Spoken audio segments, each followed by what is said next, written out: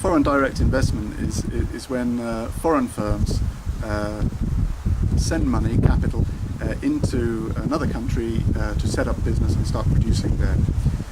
The UK attracts more FDI than any other country in the world in absolute terms. What attracts FDI into a country like Britain? Well, a whole range of factors. Perhaps one of the most important is access to a market. The UK is in the EU, so any good produced in the UK or another EU country can be sold freely without any trade barriers within the EU. It can move within the EU freely. So certainly non-EU based corporations like to set up in the EU because they're classed as EU products which can be sold freely to any of those, I don't know, 400 million rich Europeans.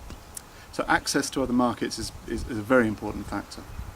Another factor is flexibility of labour markets. The UK has weak trade unions. The UK has contract law which allows more flexibility for the employer. It's easier to hire and fire workers, make them redundant in the UK, and that flexibility is attractive to foreign firms. Relatively low corporation tax, of course, being allowed to keep hold of your profits, which you'll send back to your mother country. The UK's corporation tax is currently 28%. That's lower than many EU countries. A skilled workforce, a good transportation communication system, relatively low government bureaucracy, the availability of government subsidies and grants. All of these are going to help attract FDI. So there are some of the factors that would attract FDI.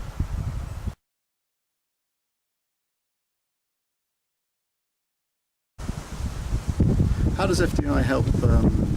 How does FDI help the host country? Well, assuming they're profitable, they're going to be paying tax, so the public finances are helped because there'll be corporation tax flowing to the state.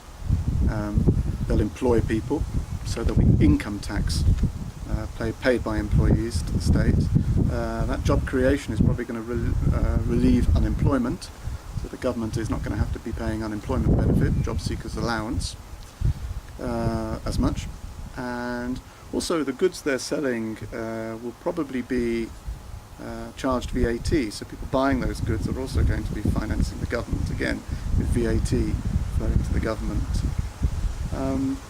Sometimes large-scale FDI, the training that the corporation provides for its workers delivers human capital into the economy.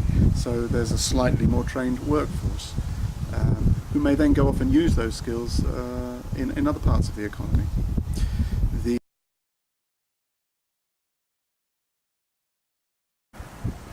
Well, the balance of payments, which is of course a document recording all the flows of money in and out of a country, is very affected by FDI.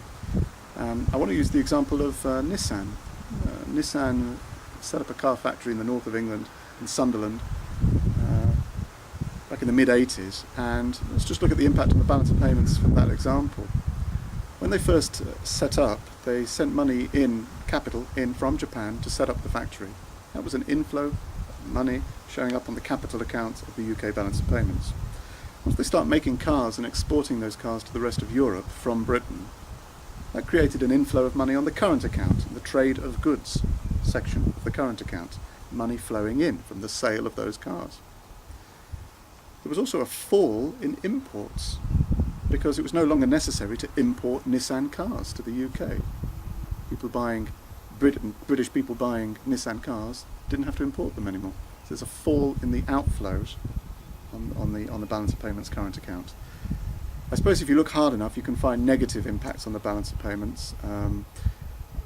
People working in the Nissan factory had a little bit more money in their pockets, disposable income, and some of that money will have been spent on imports.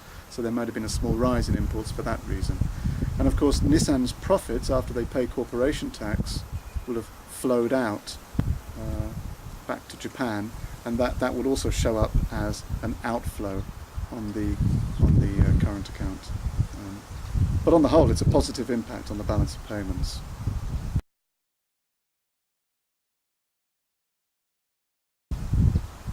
Well, the negative impacts of FDI will be its potential that there's potential that the smaller domestic firms will be pushed out of business. They cannot compete with the new arrival, and that can cost jobs. And also, FDI can come and FDI can go.